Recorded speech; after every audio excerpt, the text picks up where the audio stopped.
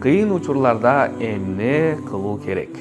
Акыркы убакытта жаңылыктарды ачсаң эле жүрөк чымырып кетет. Согуш, урандылардын алдында калган балдар, бөлүнүп кеткен үммөт. Бир нерсе кылгың келет, бирок колунан эч нерсе келбей жаткандай болуп, алсыздык сезим басат. Ушундай учурлар тууралуу Пайгамбарыбыз Мухаммад саллаллаху алейхи ва саллям ар бир момун эстейиши керек болгон сөздөрдү айткан. Кыйын, баш аламан мезгилдеги ибадат мага хижра кылуу сыяктуу. Хижра ислам тарыхындагы эң маанилүү учурлардын бири.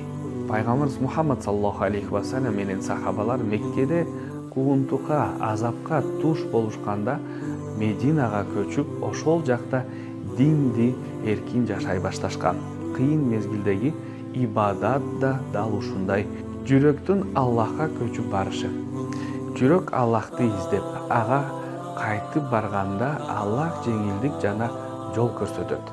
Ичтен ооруп, жүрөк кысылып турганда жасалган жөнөкөй бир сажда, баары жакшы кезде кылган саждадан да Аллахка көбүрөөк жакын болушу мүмкүн. Намазга туруп көрүңүз.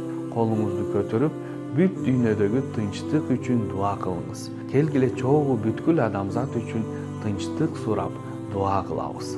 Эй Аллахым, кайгысы бардын кайгысын жеңилдет. Азап чеккендердин азабын жеңил кыл. Бул жер жүзүндөгү алсыздарды ырайымына ал. Оорулардын ден соолугун калабына келтир. Ачка ток болсун, муктаждарга кийим бер. Коркуп жашагандардын жүрөгүнө тынчтык түшүр. Жолун жоготуп алгандарга туура жолду көрсөт. Эй Аллах, бул дүйнөдөгү калктын баарынан балени, оору сыркоону, фитнаны жана согушту алыстат. Коркууну тынчтыкка, кайгыны кубанычка, согушту тынчтыкка алмаштыр. Бул жер жүзүнө коопсуздук жана бейпилдик бер. Аны бүткүл адамзат үчүн тынчтыктын жери кыл. Эгебиз бизге бул дүйнөдө да жакшылык бер, акыретте да жакшылык бер жана тозок азабынан сакта. Амин.